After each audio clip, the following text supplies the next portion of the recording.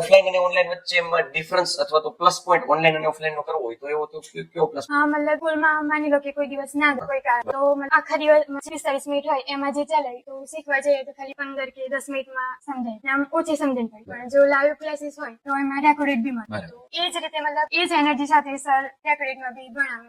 તો આ લાઈવ લેક્ચરનો એક બેનિફિટ તમને ક્યાં એવું લાગ્યું? જો સાંભળજો પેરેન્ટ્સ, હવે બધા કાન ખોલીને સાંભળજો, ધ્યાન દઈને સાંભળજો. આ પ્રશ્ન છે ને કદાચ તમને વસમો લાગશે, થોડો કડવો લાગશે, ખોટું વચન લાગે એટલે એવું લાગશે કે સાહેબ થોડું કડવું બોલી ગયા. ઘણા વાલીઓની એવી ફરિયાદ છે સાહેબ કે મારો દીકરો મારી દીકરી ઓનલાઈન ભણે તો આંખને બહુ નુકસાન કરે. તો એ કયા લેવલ સુધી આંખને નુકસાન કરે?